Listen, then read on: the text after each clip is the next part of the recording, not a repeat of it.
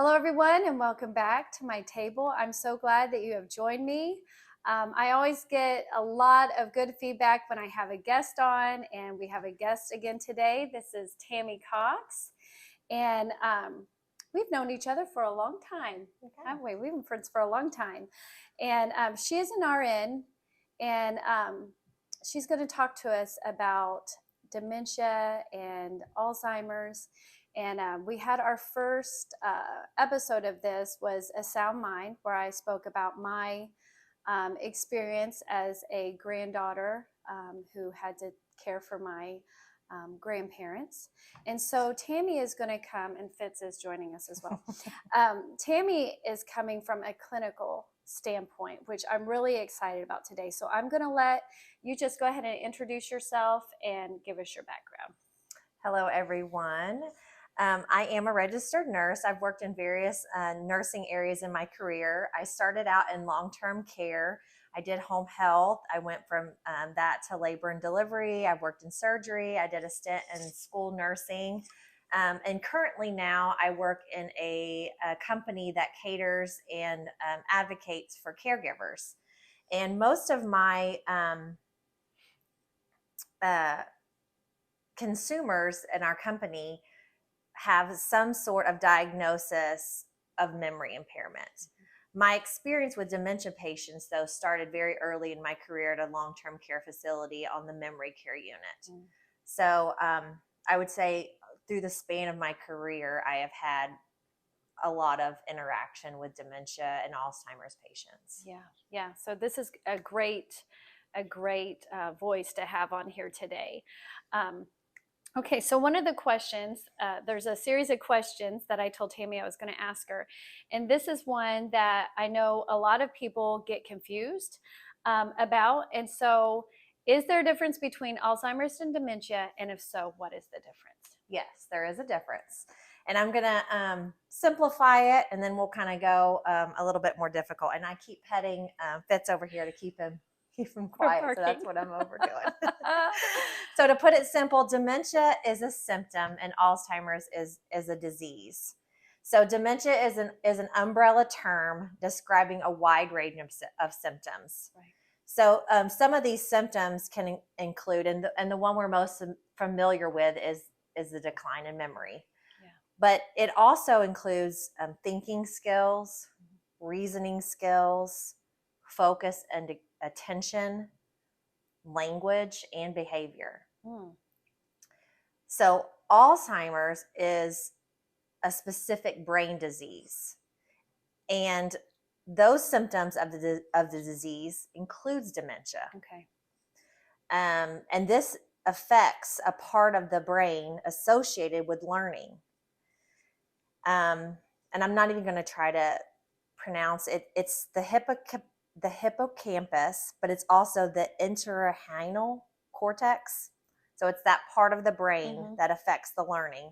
So early symptoms of this include changes in memory, thinking, and reasoning skills. So we say the symptom of Alzheimer's is dementia. Oh, okay. But as the disease progresses, we know there can be other symptoms of this, which can be aggression, hallucinations, confusion, behavior changes, other challenges to that disease. That's beyond just dementia. Right. And that really, as crazy as this may sound, but those of you who have gone through this with a family member will understand what I'm saying. The fact that aggression is a symptom of Alzheimer's almost makes me feel better, because my granny, who was a God-fearing, amazing woman who loved my brother and I more than anything else in the world, became very aggressive and said things. And so to know that, because everybody tells you that's not really them. The problem with that is it's their voice. And so to know that aggression is a symptom of Alzheimer's really kind of makes me feel a little bit better. Language. I had a very close friend of mine whose grandmother had dementia, and she was a godly woman, and she would even cuss. Yeah. And so it's like to hear this godly woman cussing, and you're like, yes. And she never spoke like that prior to this disease. Right. But you have to remember it is a brain disorder. Yes. Yes. And so it changes your brain. Yes. Yes. The amazing thing that we have discovered when my grandma would come to herself, and I talked about this on the first episode, when she would come to herself just for like a fleeting second, she would be concerned about making it to heaven. That was her first, I just want to be ready to meet the Lord. That was, so every once in a while, it's like she would peek through the fog, as it were. So I speak to people as someone who's gone through this as a family member. But so Tami, I would like for you to speak from a nurse's perspective. As a nurse, what do you feel is the most important thing for those who are caretakers to understand about someone with dementia? So I really went back and forth on this question. And I was like, what's the most important thing to share? And I think the most important thing to share, because my grandmother also had this. I think the most important thing to share is that we cannot change the person. Yeah. We cannot change the person. The person you're caring for has a brain disorder. Yeah. And that shapes who they have become. When you try to control or change their behavior, you're most likely going to be unsuccessful. Yeah. And you're going to be met with resistance. Yes. So it's important to try to accommodate the behavior. Don't try to control it. Some examples is, if they want to sleep on the floor or they want to have a picnic, try to accommodate it. Mm-hmm. Put a mattress on the floor, or try to make their life more accommodating. Yes. Remember that we can change our behavior or our physical environment, but they can't change their behavior. Yeah. We can make them safer in their current state. That's so good. And that leads perfectly to my next question. How should a caretaker respond to a patient's questions about family members who have passed or patients living in the past in their mind? And the reason I ask this one is really, really gets to me, because my papa, bless his heart, when my grandma started declining, she had forgotten that her mom and dad had passed, that her sisters had passed. So she would walk into the living room and say, "Where's Louise? Where's mom and dad?" And my papa would say, "Well, Don, they passed away." Look, okay. So for her, it was like hearing it for the first time.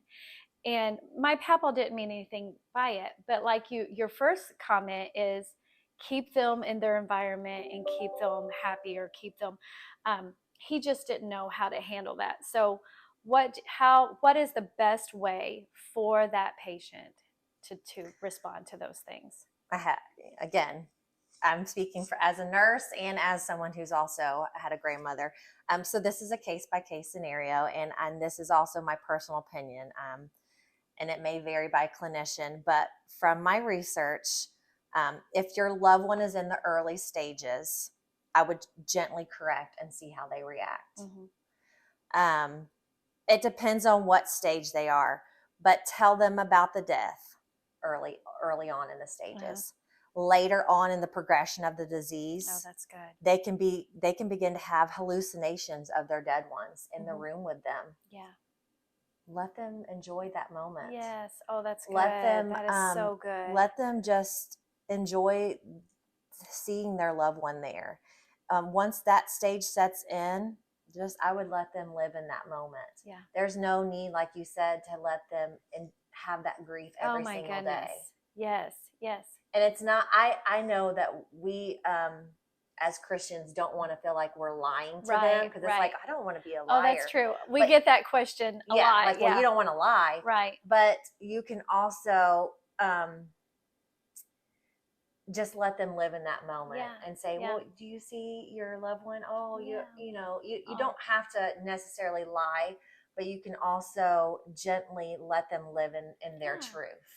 Or even like, well, tell me about them. What do you remember about them? Things like that. So I think that's great, because I hadn't thought of it in that aspect before, of where they are in the stages of dementia. That is so good. I just spoke to someone a couple weeks ago who her mom and her dad are in their 90s. They still live on their own. And her mom is exhibiting some kind of, some signs of dementia. And there's so much guilt in thinking of putting them in a nursing facility. And so I want you to talk to the caretakers for a second. I noticed that when I started speaking to this lady and like sharing my experiences with her, there was a bond there because we shared this common heartache. I know what it's like to walk into the nursing facility when I've had a super busy couple weeks and I've not been there for 2 weeks to see my uncle.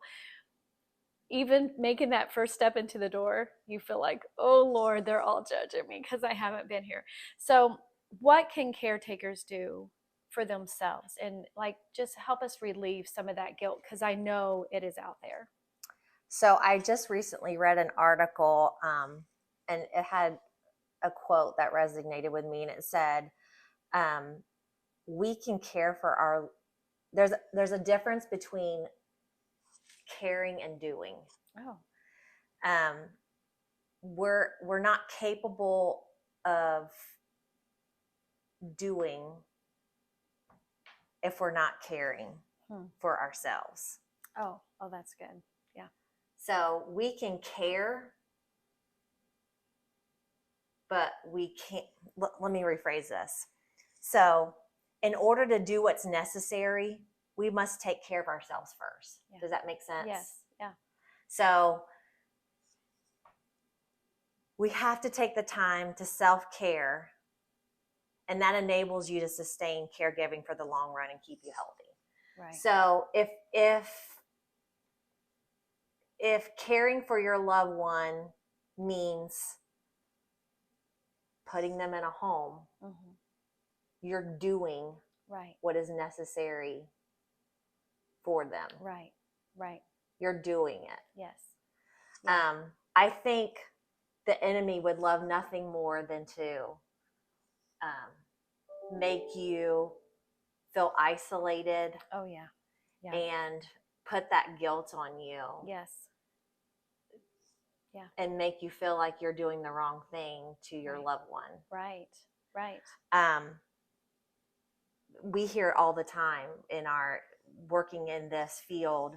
We call people and they one of the things that we hear the most is, well, they don't want to go to the doctor. Well, they don't want to take their medicine. Well, they don't want to do this, and they don't want to bathe. They don't want to bathe. They feel bad. They fight. Yeah. They fight you. Yes. Again, I go back to that statement. There's a difference between caring and doing. Yeah. Oh, that's good. That's good. We can care for them, but there's more to caring than just caring. You have to do it. Yeah. If you're not doing it, then you're doing a disservice for them. Right. Right. So even if you think of it with our children, I can care for you, but if I'm not doing it, so like spanking them or disciplining them. Right. God, disciplines those who he loves. Right. Sometimes doing the hard things is what's necessary for our loved ones. Yes. Yeah. And that's the truth. Do we sometimes feel guilty after we have to punish our children? Yes. Yes. But we know that's the right thing for our children. Right. Right. So maybe putting our loved one in a home because we've gotten to the point where we can't get our loved one out of the bed and properly care for them, and they're going to get bed sores. Yes. Or they're going to sit in their own waste, or they're going to fall in the middle of the night. Right. We know the safest place for them is a home. Right. Right. We shouldn't sit in that guilt because that's what they need. Right. Or the safest place for them is in our home. I mean, we have to do what is best to care for them. Right. So does that make sense? Yes. I was trying to wrap that thought around, and I was kind of walking in circles. Yeah. No, that's great. That's great. And I also want to say, you're not alone in this journey. I think one of the biggest things and back to talking about the enemy, the enemy wants you to feel alone in this. Mm-hmm. And caregivers feel alone in this. Yes. There are so many resources at your fingertips for caregivers if you just tap into it. Adult daycare is an amazing resource. Now, do we have those like in Henry County in this area? Yes. Really? There's adult daycare that you can send your loved one to, and they don't want to go at first, but once they go, well, just like a child. Yes, they love it. Want to go There's games. It's adult daycare. Oh, that's wonderful. There's respite, and respite is you can take them for a day, a week, whatever, so that you can go on vacation or just have some time to yourself, which you need. Right. Support groups are invaluable. I am a big advocate for support groups so that you can go and talk with like-minded people that are going through the same thing as you. And these resources can be found.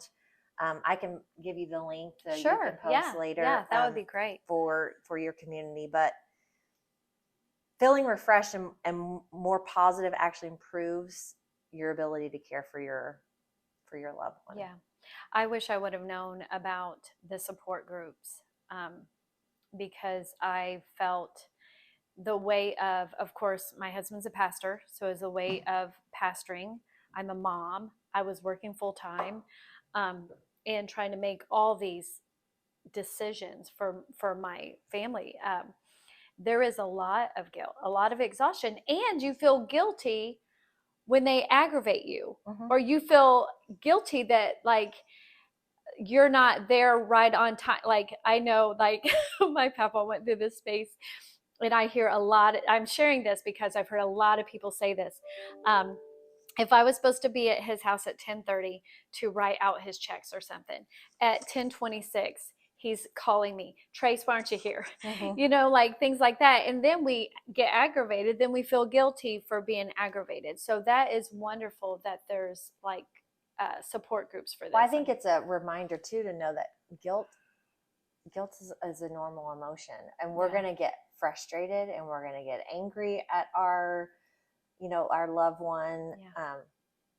Well, we do it our kids. We do it our kids, and we're going to get we're going to get angry at the one we're taking care of because we're missing out on time with our kids, missing out on activities with our husband or our wife or whoever we're missing out, if it's a husband taking care of a loved one or whoever it is, we're missing out on family time or time with our friends or time with something because you're taking care of your loved one. And so you're going to get frustrated at, the person you're taking care of. And then you're also going to get frustrated because they want to do the same thing over and over again, or they're frustrated. Or they tell you the same story. They tell you the same story, and you have to have the patience of Job, and you don't have the patience of Job, and so you get frustrated because it's and then you feel guilty because you're frustrated, and it's a normal emotion, and God knows that you're human, and God knows that you're doing the best that you can. And the enemy would love nothing more to swoop in and make you feel bad about feeling guilty. And so that is when you need to reach out to your supports and your army of supports, and know that you're not alone in this journey. And that's the biggest thing I wanted to leave, and just have a resource of support. Yeah, that's great. Now, I didn't send this question to you, but it just came to mind. Sometimes they do things that are funny. And I knew of one precious lady that they had to turn all the pictures around in the house because in her mind, and my granny actually did this too. She looked at a picture of Jay and Hope when they were little, and she thought they were alive. Like she thought the picture was alive, and she would call me and say, Trace, because in the picture my daughter Hope is real small and it looks like she's on the verge of tears, and she'd say, Trace, this baby's about to cry. I don't know what to do for him. And I'd say, Granny, Jay and Hope are here with me at the house. They're fine.